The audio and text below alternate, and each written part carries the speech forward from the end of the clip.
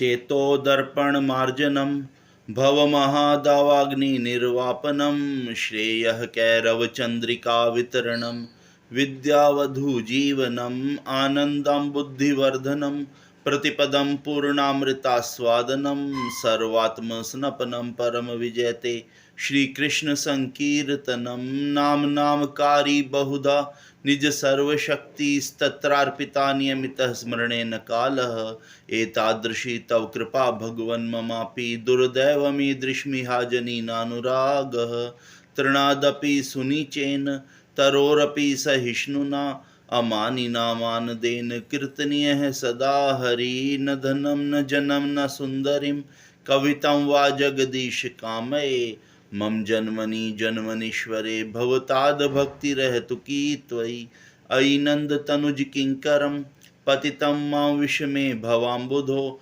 कृपया तव पाद पंकज स्थित धूलि सदृशं विचिन्तय नैनं गलदश्रुधारया वदनं गदगदरुधिया गिरा पुलकैर्निचितं वपुः कदा तव नाम ग्रहणे भविष्यति युगायितं निमेषेण चक्षुषा प्रावृषायितं शून्यायितं जगत् सर्वं गोविन्दविरहेण मे आशिलस्य वा पाद्रतांपि नष्टु माम् आदर्शनामर्महतां करोतु वा यथा तथा वा विदधातु लम्पटो मत्प्राणनाथस्तु सैव नापरः हरे कृष्ण कृष्ण कृष्ण हरे हरे हरे राम राम राम हरे हरे नमो महावदान्याय कृष्ण प्रेम प्रदायते कृष्णाय कृष्ण चैतन्य नामने गोरत विषय नमः।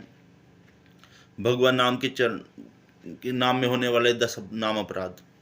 भगवान नाम का प्रचार करने में जीवन को समर्पित करने वाले महाभागवतों की निंदा करना, शिव ब्रह्मादि देवों के नाम को भगवान नाम के समान अथवा उनसे स्वतंत्र समझना, गुरु की अवज्ञा करना अथवा उन्हें साधारण मनुष्य समझना, वैदिक शास्त्रों अथवा प्रमाणों का खंडन करना, हरे कृष्ण महामंत्र जप की महिमा को काल्पनिक समझना, पवित्र भगवान नाम में अर्थवाद का आरोप करना, नाम के बल पर पाप करना, हरे कृष्ण महामंत्र जप को वेदों में वर्णित एक शुभ सकाम कर्म या कर्म कांड के समान समझना, अश्रद्धालु को कृष्ण नाम की महिमा को उपदेश करना, भगवान नाम के जप में पूर्ण विश्वास न होना और इसकी इतनी अगाध महिमा श्रवण करने पर भी भौतिक आसक्ति बनाए रखना, भगवान नाम का जप करते समय पूर्ण रूप से सावधान न रहना भी अपराध है।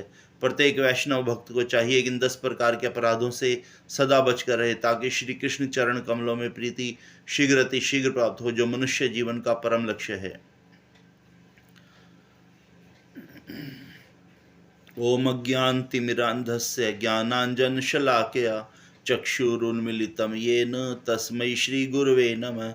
श्रीचैतन्यमनोभीष्टं स्थापितं येन भूतले स्वयं रूपः कदा मह्यं ददाति स्वपदान्तिकं।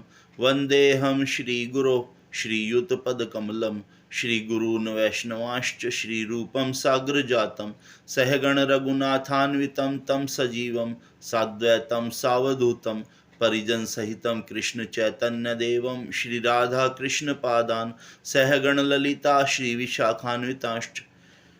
हे कृष्ण करुणा सिंधो दीनबंधो जगतपते गोपेश गोपिका कांत राधा कांत नमोस्तुते। तप्त कांचन गौरांगी राधे वृंदावनेश्वरी वृषभानुसुते देवी प्रणमामि हरिप्रिये। वाञ्छाकल्पतरुभ्यश्च कृपा सिन्धुभ्येव च पतितानां पावनेभ्यो वैष्णवेभ्यो नमो नमः। जय श्री कृष्ण चैतन्य प्रभु नित्यानंद श्री अद्वैत गदाधर श्रीवासादि गौर भक्तवृंद।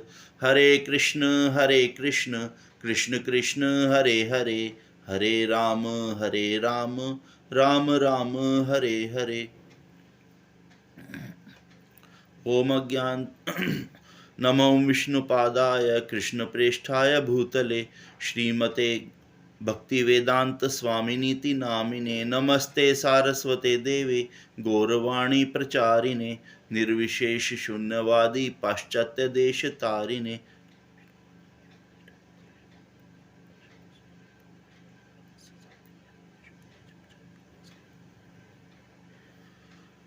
हरे कृष्णा। ओम नमो भगवते वासुदेवाय। ओम नमो भगवते वासुदेवाय। ओम नमो भगवते वासुदेवाय।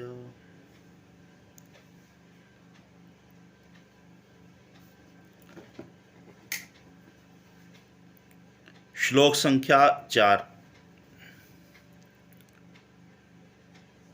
अत्र शूरा महेश्वासा भीमार्जुन समायुधि युयुधानो विराटश्च द्रुपदश्च महारथः।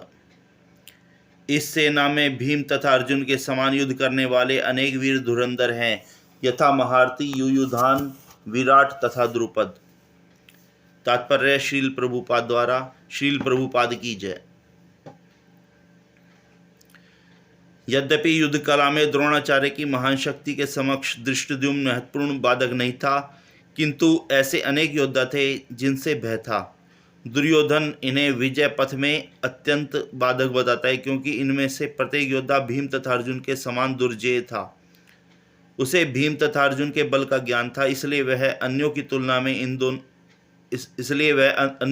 इन दोनों से करता है। यहाँ ये बताया गया है कि चूंकि द्रोणाचार्य खुद गुरु थे उनके धृष्टद्युम्न के, तो धृष्टद्युम्न कोई महत्वपूर्ण बाधक नहीं था, क्योंकि वो तो फिर भी शिष्य ही था। गुरु हमेशा शिष्य से श्रेष्ठ ही होता है, तो यहाँ पर उसको एक महत्वपूर्ण बाधक नहीं माना गया है दुर्योधन के द्वारा। दुर्योधन लेकिन जो अन्य जो योद्धा हैं उनको भीम और अर्जुन के समान भी कहता है कि वो उनके समान दुर्जय भी हैं, जिन्हें जीता नहीं जा सकता। और भीम और अर्जुन के बल का ज्ञान था, इसलिए वह अन्यों की तुलना इन दोनों से करता है, क्योंकि दुर्योधन का पता था कि भीम और अर्जुन की जो शक्ति है उसका ज्ञान था उसे, तो इसलिए वो और जो योद्धा थे उनसे तुलना करता है उनकी। दृष्टकेतुश्च केतकीतानः काशीराजश्च वीर्यवान पुरुजित कुंती भोजश्च शैब्यश्च नरपुंगवः। इनके साथ ही दृष्ट केतु, चेकितान, काशीराज, पुरुजित, कुंती भोज तथा शैव्य जैसे महान शक्तिशाली योद्धा भी हैं। युधामन्युश्च विक्रांत उत्तमोजश्च वीर्यवान सौभद्रो द्रौपदेयाश्च सर्व एव महारथा। पराक्रमी युधामन्यु, अत्यंत शक्तिशाली उत्तमौजा, सुभद्रा का पुत्र तथा द्रौपदी के पुत्र, ये सभी महारथी हैं। अस्माकं तु विशिष्टा ते तात्रिबोध द्विजोत्तम नायका मम सैन्यस्य संज्ञार्थम तान् ब्रवीमि। किंतु हे ब्राह्मण श्रेष्ठ, आपकी सूचना के लिए मैं अपनी सेना के उन नायकों के विषय में बताना चाहूँगा जो मेरी सेना को संचालित करने में विशेष रूप से निपुण हैं। अब दुर्योधन कहता है कि मैं अपनी सेना के जो वीर हैं उनके बारे में भी बताना चाहूँगा। भवान भीष्मश्च कर्णश्च कृपश्च समिन्ति जयः अश्वत्थामा विकर्णश्च सोमदत्तिस्तथैव च। मेरी सेना में स्वयं आप, भीष्म, कर्ण, कृपाचार्य, अश्वत्थामा, विकर्ण तथा सोमदत्त का पुत्र भूरिश्रवा आदि हैं, जो युद्ध में सदैव विजयी रहे हैं। दुर्योधन उन अद्वितीय युद्धवीरों का उल्लेख करता है जो सदैव विजयी होते रहे हैं। विकर्ण दुर्योधन का भाई है, अश्वत्थामा द्रोणाचार्य का पुत्र है, और सोमदत्ती तथा भूरिश्रवा भविकों के राजा का पुत्र है। कर्ण अर्जुन का आधा भाई है, क्योंकि वह कुंती के घर से राजा पांडु के साथ विवाहित होने के पूर्व उत्पन्न हुआ था। कृपाचार्य की जुड़वा बहन द्रोणाचार्य को ब्याही थी। दुर्योधन अपने पक्ष के जो युद्धवीर हैं उनका बखान कर रहा है कि वो यहाँ से कौन कौन लड़ रहा है जो सदैव विजयी होते रहे हैं। विकर्ण दुर्योधन का भाई है, अश्वत्थामा द्रोणाचार्य का पुत्र है, और सोमदत्ती या भूरिश्रवा बहिविकों के राजा का पुत्र है। कर्ण अर्जुन का आधा भाई है, क्योंकि वह कुंती के गर्भ से राजा पांडु के साथ विवाहित होने के पूर्व उत्पन्न हुआ था। कृपाचार्य की जुड़वा बहन द्रोणाचार्य को ब्याही थी। कर्ण पांडवों का सबसे बड़ा भाई था, जो कुंती ने सूर्यदेव से मंत्र बोल करके प्राप्त किया था। जैसा कि आप सबको पता होगा, पहले भी चर्चा हुई है कि इसमें कुंती को वरदान प्राप्त था कि वो जो भी जिस भी देवता का आह्वान करेगी वो उससे पुत्र को प्राप्त कर सकती है।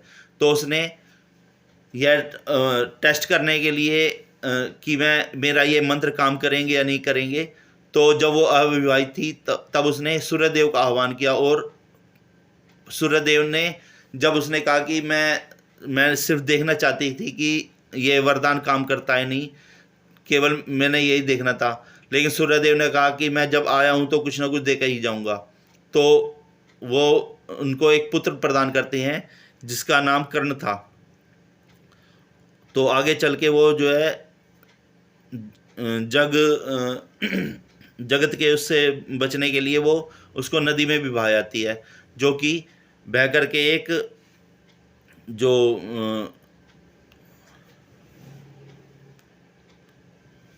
उनके जो शूद्र जाति के थे, वो क्या नाम था उनका, उनके पास चला जाता है वो बह कर के, वो उनको वो ले लेते हैं। तो आगे चल के वो दुर्योधन का मित्र बनता है। किसी और भक्त को कुछ ऐड करना हो इसके अंदर, कुछ बताना प्रभु जी या माता जी?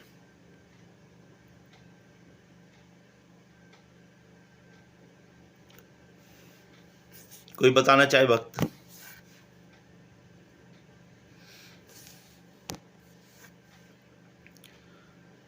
अन्ये च भवः शूरा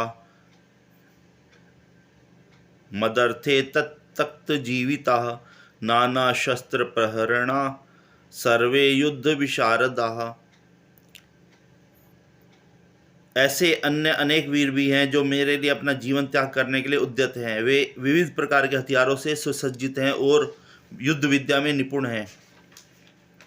तात्पर्य, जहाँ तक अन्यों का यथा जयद्रथ, कृतवर्मा तथा शल्य का संबंध है, वे सब दुर्योधन के लिए अपने प्राणों की आहुति देने के लिए तैयार रहते थे। दूसरे शब्दों में यह पूर्व निश्चित है कि वे अब पापी दुर्योधन के दल में सम्मिलित होने के कारण युद्ध क्षेत्र के युद्ध में मारे जाएंगे। निस्संदेह अपने मित्रों की संयुक्त शक्ति के कारण दुर्योधन अपनी विजय के प्रति आश्वस्त था। वो आगे भी चर्चा करता हुआ कहता है दुर्योधन की यहाँ पर जयद्रथ दुर्योधन का के जो था बहनोई थे, जिसकी पत्नी दुशाला थी। उन कौरवों की एक ही बहन थी दुशाला, जिनका पति था जयद्रथ। कृतवर्मा तथा शल्य का संबंध है। वे सब दुर्योधन के लिए अपने प्राणों की आहुति देने के लिए तैयार थे। वो सब अपने प्राणों तक न्यौछावर करने के लिए तैयार थे दुर्योधन की तरफ से युद्ध करते हुए। दूसरे शब्दों में यह पूर्व निश्चित है कि वे अब पापी दुर्योधन के दल में सम्मिलित होने के कारण कुरुक्षेत्र के युद्ध में मारे जाएंगे। और दूसरे शब्दों में, दूसरे तरह से देखा जाए तो वो अधर्म के साथ थे, धर्म के खिलाफ थे, इसलिए धर्म की विजय होनी थी। और वो यह भी निश्चित था कि वह मारे भी जाएंगे। निसंदेह अपने मित्रों की संयुक्त शक्ति के कारण दुर्योधन अपनी विजय के प्रति आश्वस्त था। दुर्योधन के ये विश्वास था कि वो अपने मित्रों की जो संयुक्त शक्ति है उन सबको मिला करके वह विजय भी हो जाएगा। हरे कृष्णा प्रभु जी। कृष्णा प्रभु जी, आपने जयद्रथ के बारे में क्या बताया प्रभु जी? ये जयद्रथ उनका बहनोई था कौरवों का, दुर्योधन का। प्रभु जी, फिर क्या इनका नाम कीचक भी था क्या? नहीं, कीचक तो आगे चल के जब वो अज्ञातवास में जाएंगे ना प्रभु जी, ये तो भीम और ये पांडव जहाँ जिस राज्य में रुकते हैं ना, ये वहाँ पे कीचक उनका वो था, राजा का साला। वो कौन सा राज्य था जहाँ रुके थे, वो जाकर के उस राजा का साला था कीचक। तो वो जब द्रौपदी के साथ दुर्व्यवहार करता है ना, तो भीम उसको कीचक को मारता है। कल शायद क्लास के अंदर प्रभु जी ने यही बताया था कि कीचक दुर्योधन का बहनों ही था। नहीं, द्रुप ये था जी जयद्रथ। जयद्रथ ही था। हाँ जी। ठीक है प्रभु जी, थैंक यू।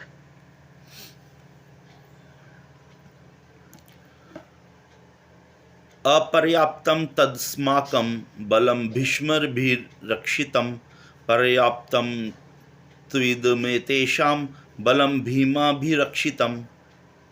हमारी शक्ति अपरिमेय है और हम सब पितामह द्वारा भली भांति संरक्षित है, जबकि पांडवों की शक्ति भीम द्वारा भली भांति संरक्षित होकर भी सीमित है। यहाँ पर दुर्योधन के ने तुलनात्मक शक्ति का अनुमान प्रस्तुत किया है। वह सोचता है कि अत्यंत अनुभवी सेना नायक भीष्म पितामह के द्वारा विशेष रूप से संरक्षित होने के कारण उसकी सशस्त्र सेनाओं की शक्ति अपरिमेय है। दूसरी ओर पांडवों की सेनाएं सीमित हैं, क्योंकि उनकी सुरक्षा एक कम अनुभवी नायक भीम के द्वारा की जा रही है, जो भीष्म की तुलना में नगण्य है। दुर्योधन सदैव भीम से ईर्ष्या करता था, क्योंकि वह जानता था कि यदि उसकी मृत्यु कभी हुई भी तो वह भीम के द्वारा ही होगी, किंतु साथ ही उसे दृढ़ विश्वास भी था कि भीष्म की उपस्थिति में उसकी विजय निश्चित है, क्योंकि भीष्म कहीं अधिक उत्कृष्ट सेनापति हैं। वह युद्ध में विजयी होगा, यह उसका दृढ़ निश्चय था। यहाँ पर दुर्योधन दोनों पक्षों की तुलना कर रहा है कि वहाँ पर जो सेना नायक हैं भीम, उनकी तुलना में जो हमारे सेनापति हैं भीष्म पितामह, वो बहुत ही ज़्यादा उच्च कोटि के वीर हैं, युद्ध वीर हैं, जिन्हें बहुत लंबा अनुभव है, जो स्वयं ये परशुराम जी के शिष्य भी थे भीष्म पितामह, तो उन्हें बहुत सी जो युद्ध कलाएं आती थी, जबकि भीम ज़्यादा अनुभवी नहीं था उनके सामने। इसलिए उसे यह विश्वास था कि हमारा सेनापति जो है भीष्म पितामह, वो हमारे जो सेना है उसको विजयी कराएंगे। दूसरी ओर पांडवों की सेना सीमित है, उनकी सुरक्षा में एक कम अनुभवी नायक भीम द्वारा की जा रही है, वे जो भीष्म की तुलना में नगण्य है। दुर्योधन सदैव भीष्म से ईर्ष्या करता था। दुर्योधन बचपन से ही भीम को से ईर्ष्या करता था, क्योंकि उसे पता था कि जब कभी वो मारा भी जाएगा तो वो भीम के द्वारा ही मारा जाएगा। भीम के अंदर ही उसके से लड़ने की इतनी शक्ति थी, जो कहते हैं 10,000 हाथियों का बल था उसके अंदर, भीम के अंदर। यदि कोई उसे परास्त कर सकता है तो वो भीम ही था। किंतु साथ ही उसे दृढ़ विश्वास भी था कि भीष्म की उपस्थिति में उसकी विजय निश्चित है, क्योंकि भीष्म कहीं अधिक उत्कृष्ट सेनापति है, वह युद्ध में विजयी होगा, यह उसका दृढ़ निश्चय था। अयनेषु च सर्वेषु यथा भागमवस्थिता भीष्मभेवाभिरक्षन्तु भवन्तः सर्व एव ही। अतएव सैन्य व्यूह में अपने अपने मोर्चों पर खड़े रहकर आप सभी भीष्म पितामह को पूरी पूरी सहायता दें। भीष्म पितामह के शौर्य की प्रशंसा करने के बाद दुर्योधन ने सोचा कि कहीं अन्य योद्धा यह न समझ लें कि उन्हें कम महत्व दिया जा रहा है। अतः दुर्योधन ने अपने सहज कूटनीतिक ढंग से स्थिति को संभालने के उद्देश्य से ये उपयुक्त शब्द कहे। दुर्योधन अपनी सेना का मनोबल बढ़ाने के लिए जो उसके अन्य सैनिक थे उनसे कहता है कि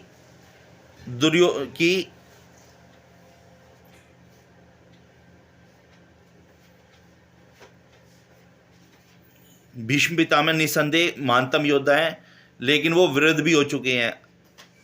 उसने बलपूर्वक कहा कि भीष्म पितामह निसंदेह महानतम योद्धा हैं, किंतु अब वे विरुद्ध हो चुके हैं। अतः प्रत्येक सैनिक को चाहिए कि चारों ओर से उनकी सुरक्षा का विशेष ध्यान रखें। हो सकता है कि वे किसी एक दिशा में युद्ध करने में लग जाएं और शत्रु इस व्यस्तता का लाभ उठा लें। अतः यह आवश्यक है कि यह अन्य योद्धा मोर्चों पर अपनी अपनी स्थिति पर अडिग रहें और शत्रु को व्यूह न तोड़ने दें। वो अपने सेना के अन्य योद्धाओं को भी यह आगाह कर रहा है कि वो भीष्म पितामह की भी सुरक्षा करें और साथ ही साथ और योद्धों से भी लड़ते ही रहे। ऐसा ना हो कि कहीं भीष्म पितामह एक ही तरफ ही लड़ते रहे और वो दूसरी तरफ से कोई योद्धा आकर के भीष्म पितामह पर हमला कर दे। तो वो उनकी शक्ति का भी प्रोत्साहित कर रहा है कि तुम्हारे अंदर जो शक्ति है तुम्हें उसका बल का भी पूरा प्रयोग करना है, केवल भीष्म पिता पर ही आश्रित नहीं रहना है हमारे को। दुर्योधन को पूर्ण विश्वास था कि कुरुओं की विजय भीष्म देव की उपस्थिति पर निर्भर है। उसे युद्ध में भीष्म देव तथा द्रोणाचार्य के पूर्ण सहयोग की आशा थी, क्योंकि वह अच्छी तरह जानता था कि इन दोनों ने उस समय एक शब्द भी नहीं कहा था जब अर्जुन की पत्नी द्रौपदी को असहाय अवस्था में भरी सभा में नग्न किया जा रहा था, और जब उसने उनसे न्याय की भीख मांगी थी, यह जानते हुए कि इन दोनों सेनापतियों के मन में पांडवों के लिए स्नेह था। दुर्योधन को आशा थी कि वे इस स्नेह को उसी तरह त्याग देंगे जिस तरह उन्होंने युद्ध क्रीड़ा के अवसर पर किया था। जिस समय द्रौपदी का वस्त्रहरण हो रहा था तो जो भीष्म पितामह और द्रोणाचार्य थे उन्होंने एक शब्द भी नहीं कहा, जबकि वो पांडवों के पक्ष में भी थे ये दोनों। तो दुर्योधन को इस बात का पता था कि जब वो युद्ध क्रीड़ा के समय कुछ भी नहीं बोले तो आज युद्ध के समय भी वो उसका पूरा साथ देंगे, क्योंकि भीष्म पितामह अपने प्रण से भी बंधे हुए थे कि मैं हस्तिनापुर को चहुं ओर से सुरक्षित जब तक नहीं देख लेता जब तक अपने प्राणों को नहीं त्यागूंगा। और हस्तिनापुर की सुरक्षा इस समय कौरवों को साथ देने में ही थी। वो कौरवों के साथ लड़ते तभी हस्तिनापुर की रक्षा हो सकती थी। तो और द्रोणाचार्य चूँकि उनके गुरु थे, कुलगुरु तो कृपाचार्य थे, वैसे ये जो थे इनके गुरु थे और हस्तिनापुर के जो सुरक्षा से ये भी बंधे हुए थे। तो इन दोनों पर उन्हें विश्वास था और यही दोनों उनको उसको दुर्योधन को जीत भी दिलवा सकते थे। तो यहाँ पर दुर्योधन को यह आशा थी कि वह विजयी होगा ही होगा। कोई और भक्त बोलना चाहे, ऐड करना चाहे कुछ? हरे कृष्ण प्रभु जी। हाँ जी प्रभु जी, मैं देख रहा था, एनालाइज कर रहा था थोड़ा, तो मेरे को ऐसा लगा कि हो सकता है मैं गलत हूं, तो आप लोग मेरे को ठीक भी करना। जैसे भगवान परशुराम के 3 शिष्य कौरव सेना में थे, भीष्म, द्रोणाचार्य और कर्ण। और वो खुद भगवान परशुराम कितने ज्यादा अमरत्व का है, आज भी बोलते हैं कि वो अभी तक पृथ्वी पर विचरण कर रहे हैं। एक तरफ वो थे और उनकी जो सेना थी वो 11 अक्षौणी सेना थी और उनकी 7 थी। दूसरा यहाँ पर कृपाचार्य, भीष्म, अश्वत्थामा, ये तीनों ऐसे महारथी थे जिनको कोई मार नहीं सकता था। भीष्म जी को तो इच्छा मृत्यु का वरदान था। तो मेरे कहने का ये अर्थ है कि इतने लोग एक्सपर्ट थे, इतने लोग अमर थे, जिसके लिए राक्षस लोग तपस्या करते हैं, घोर करते हैं कि मेरे को अमरतत्व का वरदान मिल जाए, लेकिन भगवान के आगे उनकी एक ना चल पाई। ये ठीक उसी तरह प्रभु जी। तो इसी तरीके से जहां भगवान हैं, जहां भगवान श्री कृष्ण हैं, जब हम में ये भाव आएगा कि वो हमारे पिता हैं, तो प्रोटेक्शन एकदम शुरू हो जाएगी, तुरंत उसी समय शुरू हो जाती है। तो इतने ताकतवर होने के बावजूद भी देखो भगवान साथ थे। केवल जो अर्जुन ने मांगा था, पैरों की तरफ खड़ा था वो, हाँ। तो उन्होंने बोला कि आप मिल गए तो सभी मिल गया मेरे को, बस। और वही चीज थी भगवान। हालांकि उन्होंने युद्ध नहीं किया और कोई शस्त्र नहीं उठाया, अगर उठाते तो क्या कर डालते। ठीक है मुझे बस इतना से मेरे को ऐड करना था। ये आपने बिल्कुल सही कहा। जैसे कि ये जैसे कोई राक्षस, कोई दैत्य, कोई असुर जो है पहले घोर तपस्या करके वरदान प्राप्त कर लेते थे ना, जैसे शिव जी से और ब्रह्मा जी से, कि मैं जैसे हिरण्यकशिप था, और भी दैत्य हुए हैं जिन्होंने अपने को अमर करने के लिए वरदान भी मांगे, और ब्रह्मा जी और शिव जी ने अच्छे अच्छे वरदान भी दिए। लेकिन जाना शरण में पड़ता था उन देवताओं को अपनी रक्षा के लिए, भगवान श्री कृष्ण की शरण में। तो भगवान विष्णु कृष्ण जो थे वही उनसे बचाते थे और अंत में उनका विनाश भी वही करते थे। तो ठीक उसी प्रकार कृष्ण जी के सामने ये सब बड़े बड़े वरदानों को धारण करने के बाद भी उनके सामने तुच्छ थे ये। और प्रभु जी इसमें एक चीज और भी है कि जैसे जिन्होंने अमरता का वरदान ले लिया तो भगवान के किसी न किसी अवतार को आकर उसका संहार करना पड़ा। और यहाँ पर भगवान स्वयं आए बिना अस्त्र के, उनको ऐसा कर दिया कि मतलब अब वो किसी लायक नहीं है। कुछ अस्त्र नहीं उठाए, कोई शस्त्र नहीं, कोई लड़ाई नहीं की उनके साथ में, कोई युद्ध नहीं किया। लेकिन ये भगवान श्री कृष्ण की अद्भुत वो है, मतलब शब्द नहीं है इसके लिए मेरे पास। तो भगवान से निहत्तर हो चाहे हथियार हो, भगवान के पास, जहाँ भगवान है उसके पास तो सब कुछ है। फिर बुझी भगवान के सामने तो सब कुछ वो फेल हो जाता है। हो सकता है। अब जो धरती पे आया है चाहे कितना भी वरदान ले लो, लेकिन उसने जाना है एक दिन जरूर। अमर कोई नहीं रह सकता।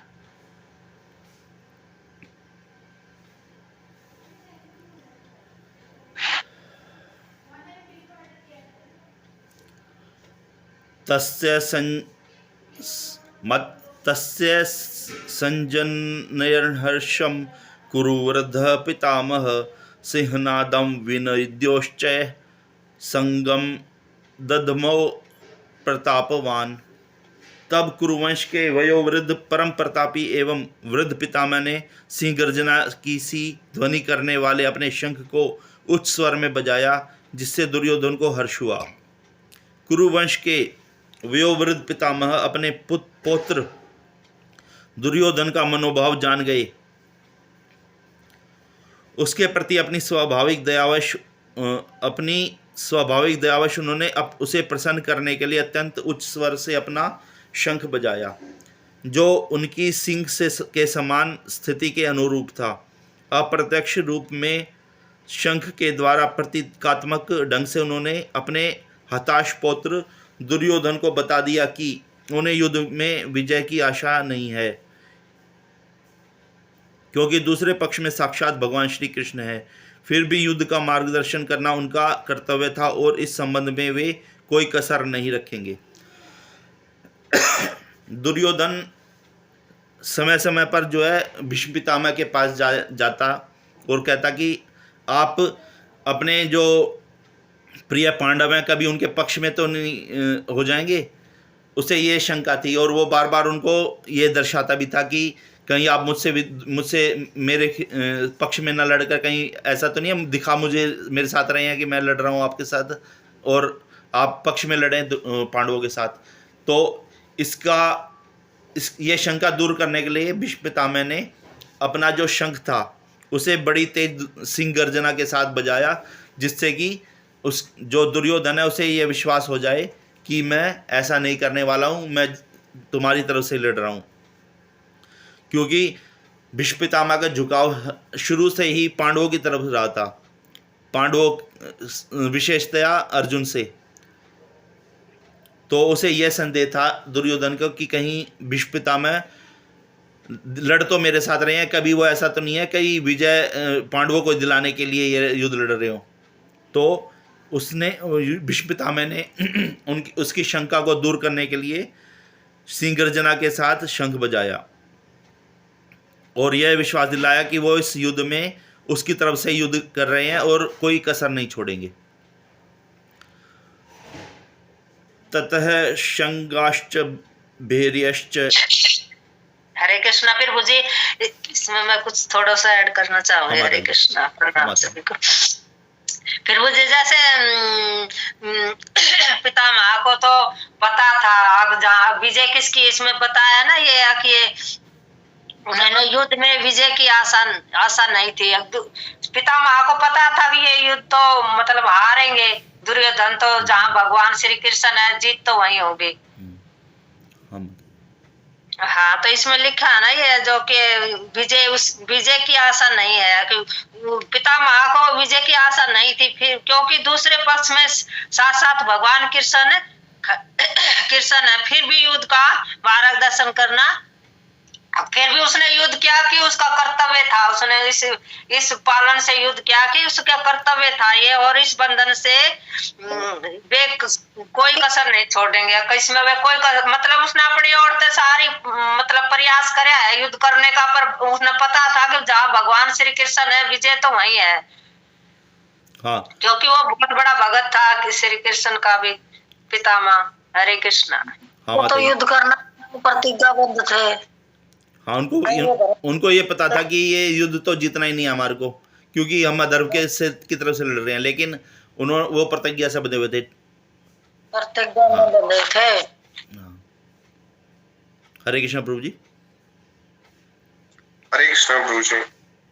प्रभु जी, मैं थोड़ा सा ये सोच रहा था कि जैसे भीष्म है, द्रोणाचार्य हैं, कृपाचार्य हैं, ये सभी की सभी है ना एक सात्विक पुण्य आत्माएं रही हैं। तो उनकी उनकी उनकी क्या स्थिति रही होगी जब उनको ये पता है कि हम गलत के साथ हैं। वो हमेशा उन्होंने न्याय के लिए कार्य किया, हमेशा न्याय किया, लेकिन अब वो एक ऐसे नेतृत्व के नीचे थे जो अन्याय ही कर रहा था। तो उनकी क्या मनोस्थिति रही होगी। इतनी उच्च आत्माएं थी, वो तो बिल्कुल सात्विक थी और भगवान को पहचानती भी थी कि ये भगवान है। और जैसे माता जी ने बताया कि ये तो निश्चित था, जहाँ भगवान है वहां विजय श्री तो पहले से ही खड़ी है। तो उनकी कैसी स्थिति रही होगी कि जबरदस्ती उन्हें ये युद्ध करना है, और ये जबरदस्ती युद्ध में भी उन्होंने जरा सा भी ये नहीं किया कि चलो मैं पांडवों को जितवा दूं। नहीं, एक बाण उनका ऐसा दया के भाव से नहीं निकला, अपने पूरे कर्तव्य को उन्होंने पूर्ण किया। तो ये हमें ये चीज भी सिखाती है प्रभु जी कि हमें जो कर्तव्य दिया हुआ है, किसी भी स्थिति किसी भी सिचुएशन में रहे, हमें अपना पूरा एफर्ट डालना चाहिए, हमें अपना पूरा बेस्ट देना चाहिए।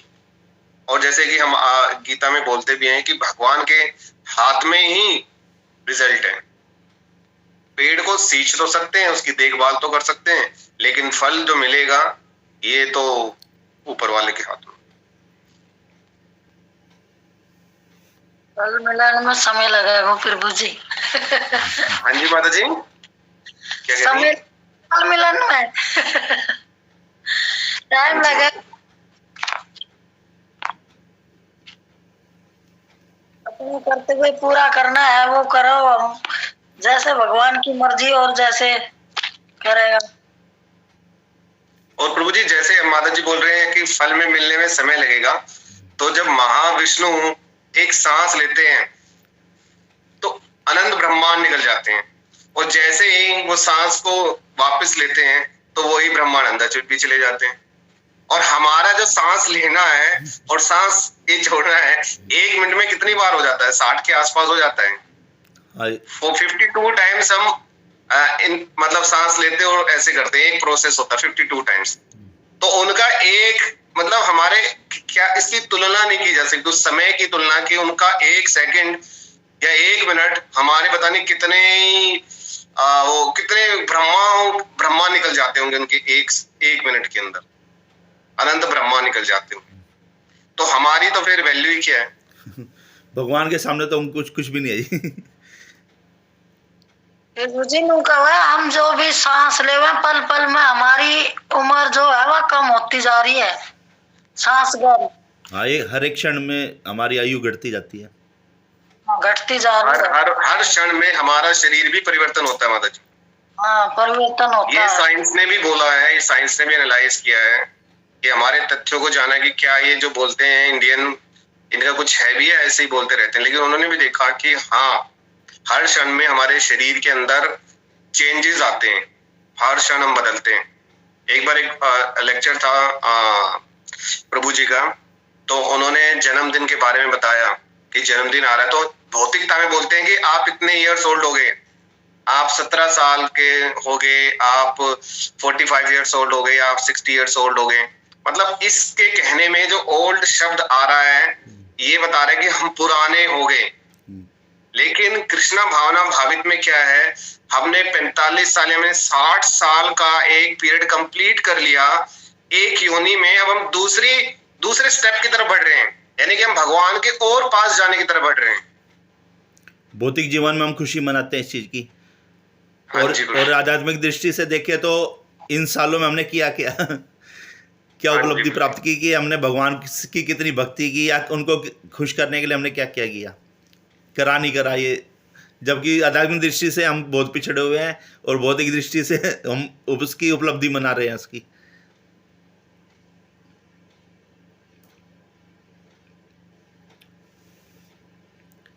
ततः शंगाश्च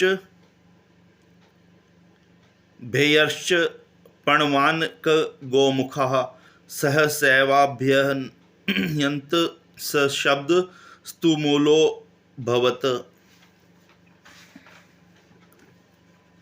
तत्पश्चात शंख नगाड़े बिगुल तुरही और सिंह सहसा एक साथ बज उठे। वह संवेद स्वर अत्यंत कोलाहलपूर्ण था। यहाँ पे वाद्य यंत्र जैसे शंख नगाड़े बिगुल तुरही सिंह सहसा इन सबको बताया गया कि एक साथ वो बज उठे। योद्धाओं ने सबको एक साथ बजाया क्योंकि युद्ध शुरू होने की तैयारी थी। ततः श्वेतियर युक्ते महति सन्दने स्थितो माधवः पांडवश्च शैव दिव्यो शंगो प्रदद्युम्तु। दूसरी ओर से शंखो प्रदद्युम्तु।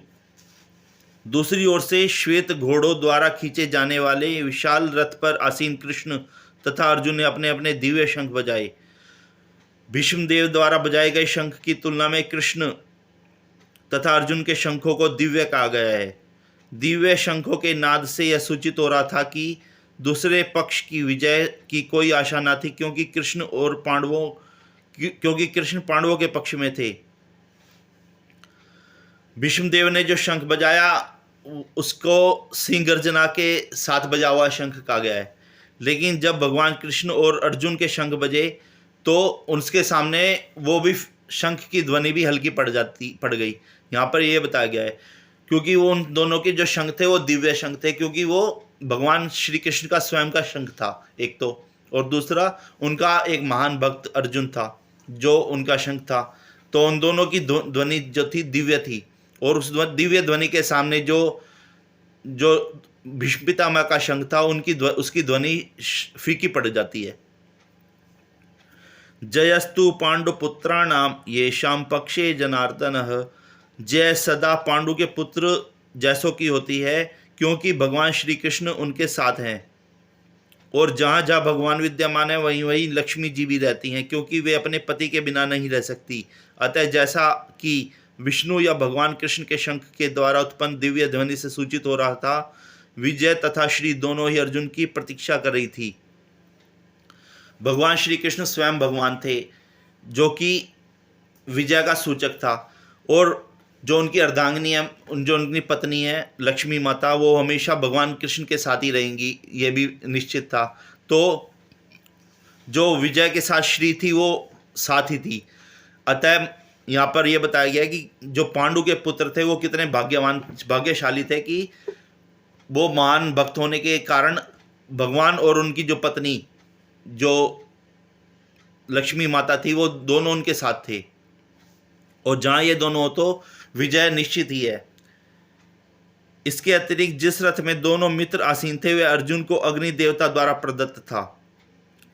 जिस रथ पर वे दोनों आसीन थे वो अग्नि देव ने उनको प्रदान किया था, और इससे सूचित हो रहा था कि तीनों लोकों में जहाँ कहीं भी यह जाएगा वह वहाँ विजय निश्चित है। अग्निदेव ने यह रथ उनको प्रदान किया था। बताते हैं जब भगवान कृष्ण युद्ध के बाद इस रथ को छोड़ते हैं तो वो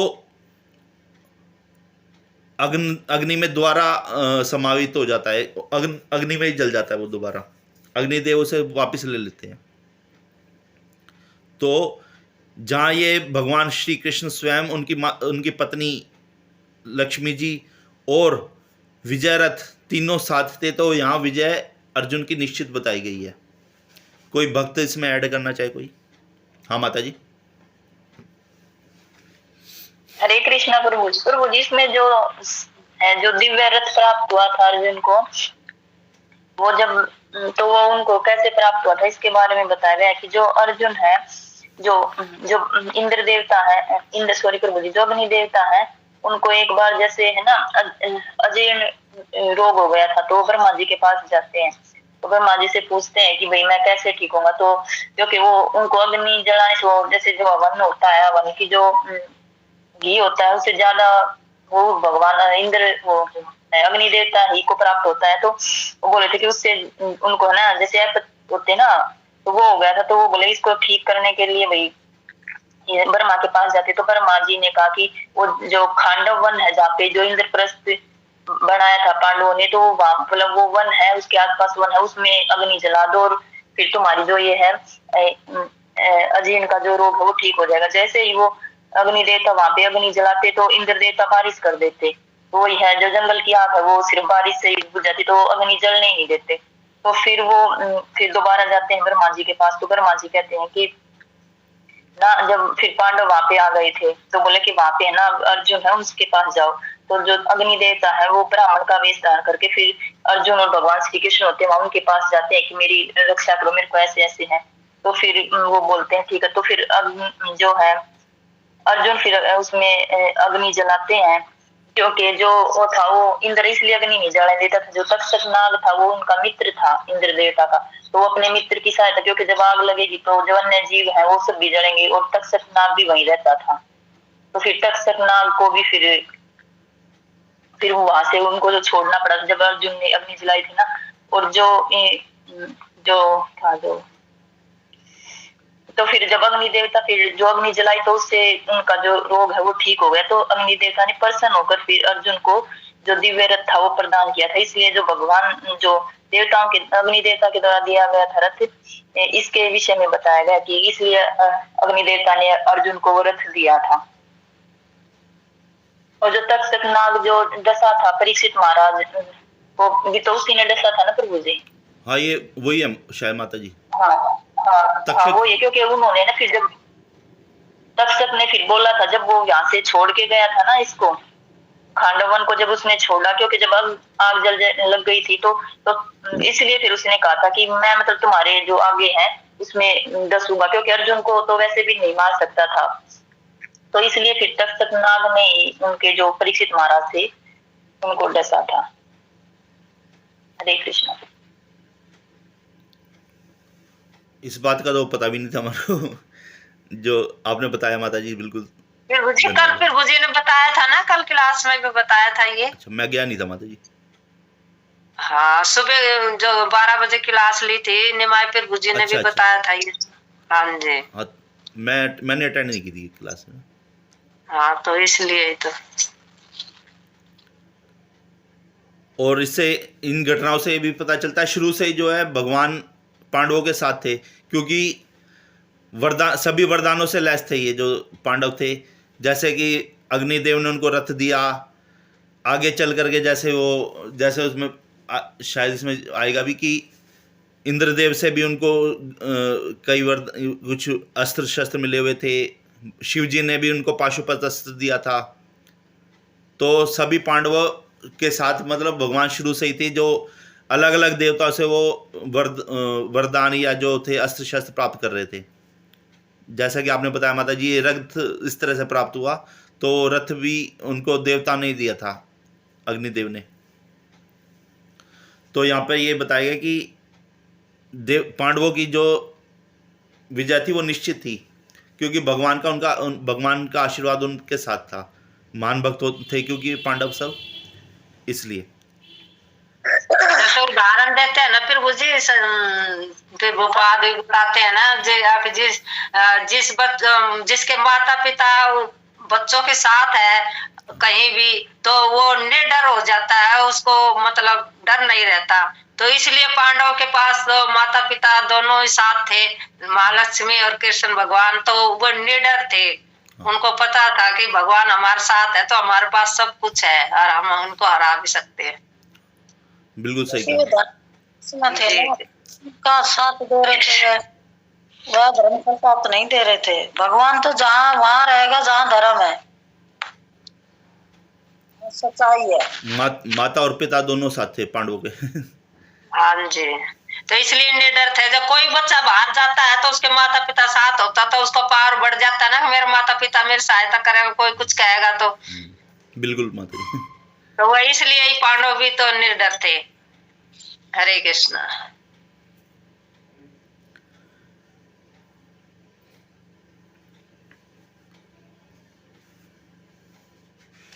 पांचजन्यम हरे कृष्णा प्रभु जी। प्रभु जी मैं आपके विषय में कुछ बोलना चाहूंगा, हाँ प्रभु जी। अगर आपकी इजाजत हो तो। हाँ प्रभु जी। प्रभु जी एक है ना उन्नत भक्त हैं और बहुत डेडिकेट भक्त हैं। एक बार मैं क्लास नहीं ले पाया था तो मैंने प्रभु जी को रिस्पॉन्सिबिलिटी दी कि आप क्लास लेंगे, और उस दिन मेरे घर में प्रोग्राम था और प्रभु जी भी आए हुए थे। तो उस समय रात की क्लास हुआ करती थी हमारी 10 से 11। हाँ तो प्रभु जी ने अपना प्रसाद वगैरह सब कुछ छोड़ दिया और एक कमरे में चले गए और उस क्लास को अकेले बैठ करके प्रभु जी ने लिया। तो मैं तो इधर, तो मुझे तो पता भी नहीं था कि प्रभु जी हैं। तो मैं आया उस कमरे में किसी काम से, तो मैं देख करके बिल्कुल ही हैरान रह गया कि कैसी डेडिकेशन है। प्रभु जी ने दोनों काम को कितने अच्छे से निभाया, आए भी, अपनी प्रेजेंस भी दी, लेकिन क्लास को मिस नहीं होने दिया है। जो रिस्पॉन्सिबिलिटी प्रभु जी को दी, क्लास को मिस नहीं होने दिया। ये एक बहुत ही सुंदर, मेरे को इनका हृदय को टच करने वाला रहा। और प्रभु जी को तो मैं बहुत टाइम से देख रहा हूँ सेंटर में, एक डिसिप्लिन की तरह रहते हैं एकदम, हमेशा आगे किसी न किसी सेवा के लिए तत्पर रहेंगे। वैष्णवों का जब भी इनको संग मिलेगा बिल्कुल प्राप्त करने की कोशिश करेंगे। और क्योंकि प्रभु जी को अपना भौतिक कार्य भी देखना होता है, तो प्रभु जी की सबसे अच्छी बात यह है कि ना केवल ये जो प्रभु जी के भाई हैं वो भी, और सभी, मतलब चारों के चारों भगवान श्री कृष्ण के अनन्य भक्त हैं। तो ये एक बहुत उच्च कोटि के वैष्णव कैटेगरी में आते हैं। हम लोग तो कुछ भी नहीं इतना जानते होंगे जितना प्रभु जी जानते हैं। और इसका कारण भी ये रहा है कि प्रभु जी की जो सिस्टर थी वो ब्राह्मण दीक्षित थी प्रभु जी। हाँ हाँ प्रभु जी। तो उन्होंने सोचो इनको गाइड किया, आज से नहीं बहुत टाइम पहले से। तो इनके अंदर वो कहते हैं ना कि एक अंधेरा हो वहां पर एक दिया काफी होता है उसके अंधेरे का सर्वनाश करने के लिए। इसीलिए आज के युग में एक वैष्णव काफी है इस भौतिक संसार से पीड़ित लोगों को बचाने के लिए। तो प्रभु जी इतना अधिक ज्ञान है उनमें, हम लोगों से तो बहुत पहले से प्रभु जी जुड़े हुए हैं और कभी भी फ्रंट में नहीं आते, पीछे रहते हैं, पीछे का कार्यभार देखते हैं, जो कि सबसे टफ कार्य होता है। आगे वालों के लिए तो सब लोग क्लैपिंग कर देते हैं, तालियां बजा देते हैं, लेकिन पीछे वालों की रिकॉग्निशन बहुत कम होती है, कुछ भी नहीं करता प्रभु। और प्रभु जी आप से एक रिक्वेस्ट है कि आप अब चाहें तो, क्योंकि आप अब इधर के मॉनिटर हो गए हैं, तो आप जैसा चाहें वैसा कर सकते हैं। जैसा आप रूल आपको लगे कि ये ठीक हो सकता है, इसको हम और अच्छे से इम्प्रूव कर सकते हैं, तो वो आप कर सकते हैं। तो मैं तो बस आपके लिए यही थोड़ा सा बोलना चाह रहा था प्रभु जी। मेरे को तो काफी टाइम से बोलना चाह रहा था प्रभु जी, काफी टाइम से बोलना चाह रहा था, सोचा ये टाइम सबसे बढ़िया है। और मैं अपने आप लोगों से भी हृदय से माफी मांगता हूँ अगर मुझसे कोई त्रुटि रही हो इस ड्यूरेशन में। जैसे एक दिन क्लास नहीं हो पाई थी मेरी वजह से, तो आप लोग बड़े कृपालु दयालु हैं, जरूर मेरे को इस चीज को इग्नोर करें। हरे कृष्णा। प्रभु जी पहली बात तो आपने जो कही ना कि मेरे को बहुत ज़्यादा वो है, कुछ भी नहीं है, मैं तो बहुत ही ज़्यादा आपके सबके भक्तों के सामने बहुत तुच्छ हूँ, बहुत ज़्यादा कुछ भी नहीं आता मेरे को तो। और आप सबका प्यार ही है जो स्नेह है और आशीर्वाद ही है जो मेरे को आप इतना वो कर रहे हो कि मैं कुछ भी नहीं हूँ आपके सामने तो आप सब भक्तों के सामने। और जैसा कि आपने कहा, आप मॉनिटर के टाइम में आप जो आपने किया, मैं तो झिझक रहा था बल्कि कैसे करूँगा ये सब। मेरे को तो समझ में नहीं आ रहा जैसा आप संभाल लेते हैं अच्छी तरह से। प्रभु जी हम सब आपके साथ हैं। अगर मैं सबकी तरफ से बोल रहा हूँ, क्या मैं सही बोल रहा हूँ क्या? हाँ जी प्रभु जी। हरि बोल। हाँ, तो सबने भी देखो हाँ बोल दिया है, तो हम सबकी तरफ से आपको पूरा सहयोग रहेगा। आप की आगे बढ़िए। बाकी कुछ ना कुछ अगर किसी को कुछ कहना होगा, कुछ अगर उसको लगेगा इम्प्रूवमेंट है, तो वो जरूर उसमें ऐड करेगा। मुझसे तो ज़्यादा अनुभवी भक्त हैं, सीमा माता जी हैं, हरकेश माता जी हैं, कृष्णा माता जी आप हैं, राजेंद्र। मैं तो अभी जुड़ी हूँ, मैं तो सबसे कम जो कुछ भी नहीं जानती वो हमारे भक्त मेरा नाम कहा ले रहे हो। नहीं माता जी, आप ऐसे ही है, कोई इसमें पर भगत नहीं है, सब एक दूसरे से ही सीख रहे हैं, कुछ भी नहीं है प्रभु जी, ऐसा कोई महान भगत ना है इसमें।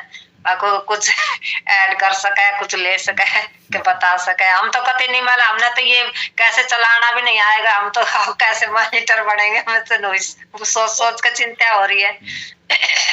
कल ना तो फोटो फेंकना आवे, ना आवाज रिकॉर्ड करनी आवे, कुछ ना आवे। हमने तो फिर बुझी सही बताऊं मैं तो मैंने भी जो भतीजी है ना राहुल प्रभु जी की बेटी, उनसे कल जो है काफी देर तक वो समझा सीखा, तब जो वो कर पाया मैं थोड़ा सा।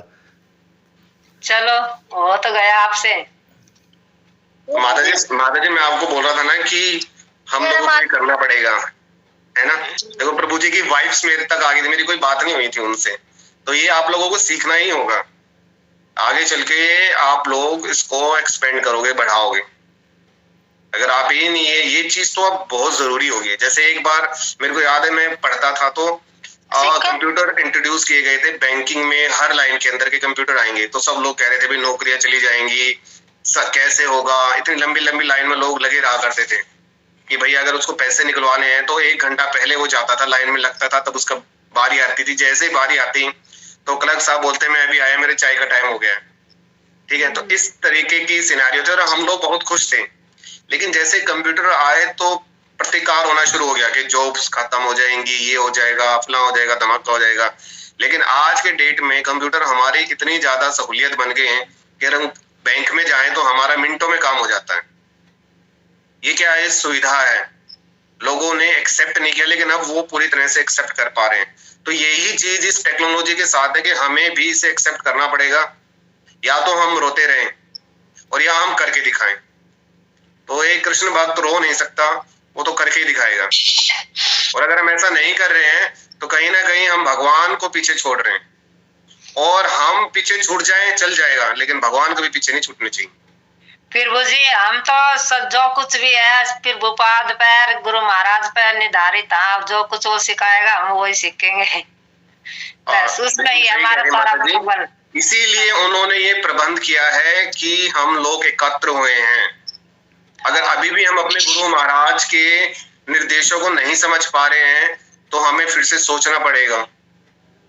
वो यही चाह रहे हैं कि आप लोग सीखो इस चीज को। हाँ, तो ये निमाय फिर बुझी आए तो हमारा संस्करण हमने बताने के लिए, सिखाने के लिए भगवान भेजते हैं ना कोई पार्सल को हमारे पास। हाँ माता जी, सिखाते हैं तो फिर आप लोगों को देखो, मैं ये नहीं, प्रभु जी भी है, कोई भी नहीं, ये ना आप किसी को बोलें कि हमें नहीं आता है, हम करेंगे, ये बोलो जी। फिर प्रयास पूरा रहेगा, आएगा कि नहीं आएगा। जब एक औरत पूरे घर को संभाल सकती है, एक औरत एक बच्चे को जन्म दे सकती है, तो ये तो कुछ भी नहीं है। इतना दर्द कोई फोन लिया ना, जब चलाना भी ना थारी ज्वाइन भी कर लिया, सारा मीट का ये गूगल मीट भी वैसा ये सारा ही चला लिया अपना। आपको सिर्फ रिकॉर्डिंग करनी तो सीखनी है बस। जब तक प्रयास ना करो ना तब तक वो चीज मुश्किल लगती है, मुश्किल लगती है। हाँ, जब उसको आप करने लगोगे ना तो थोड़ा सा आसान अपने आप ही लगने लगेगा वो। जैसे निमांशु गुरुजी ने बताया कि ये जो पीडीएम करके भेजो, तो ये भी सीख लिया, ये भी बच्चों ने बताया तो ये भी सीख सके। अब ये आगे करना है, ये भी सीख सकेंगे जो आता जाएगा। लग रहा आगे या तो सीमा माता जी, हरकेश माता जी, आप लोग ही मॉनिटर बनेंगे। नहीं, सीमा माता जी, फिर बुद्धि वो तो प्रभु जी ने जिनका नाम दिया फिर तो उन्हीं का नाम जाएगा ना फिर आगे। वो तो हमें भी नहीं पता होता। जैसे आजकल के उसमें ये राजनीति में मोदी कोई पता होता है कि कौन सीएम बनेगा, तो बस उन्हीं को पता है कि कौन अगला मॉनिटर बनेगा। ठीक है माता जी। कोई और भक्त कुछ आज की कक्षा में कुछ जोड़ना चाहे, बताना चाहे कुछ? नहीं, फिर मुझे आपने बहुत अच्छे से किया, सारा अच्छे से समझाया, बहुत बहुत धन्यवाद आपका। फिर बुजी के लिए हरे कृष्णा मंत्र बोलेंगे इसका उत्साह बढ़ाने के लिए।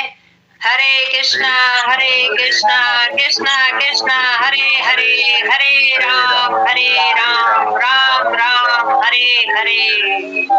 जगत उत्पाद की जय। इसको और बुद्धि दे और तरक्की करे अच्छे से। हमारा तो यही आशीर्वाद है, हमें भी कुछ सीखने को मिले, अच्छे से करेंगे तो। आपका आशीर्वाद ही बहुत जरूरी है। क्योंकि कहते हैं ना भक्तों का आशीर्वाद और भक्तों का संग हाँ, भक्तों का आशीर्वाद ही करा सबसे ज्यादा जरूरी है, इनका ही मिलना चाहिए फिर और मुझे। और आप सब तो बहुत अनुभवी हैं बहुत ज्यादा मैं तो कुछ नहीं, फिर मुझे ऐसा कुछ ना, हम तो जैसा कि जीरो पे हैं। प्रभु जी ने बहुत ज्यादा बड़ा चढ़ा के मेरे बारे में कह दिया। मैं तो कहता हूँ नहीं, फिर आपके मुझे सामने सही कुछ बताया, फिर मुझे नहीं, आप प्रभु जी हो ने ही इतने ही जो बोला है, काबिल जो हो, देखा इतने है, जो तभी तो महसूस बताया। किया प्रभु जी वही नहीं बोले। प्रभु जी कुछ भी नहीं हूँ मैं तो हाँ, सही बताया फिर प्रभु जी ने। हरे कृष्ण। हरे कृष्ण जी। वंशा कल्पतरो भस्य कृपा सिंधु भैव च पतितानां पावनेभ्यो वैष्णवेभ्यो नमो नमः। वैष्णव ठाकुर की जय, जगत शिल्प प्रभुपाद की जय, परम पूजनीय गोपाल कृष्ण गुरु महाराज की जय, सभी भक्तों की जय। हरे कृष्णा। प्रणाम सभी। हरे कृष्ण।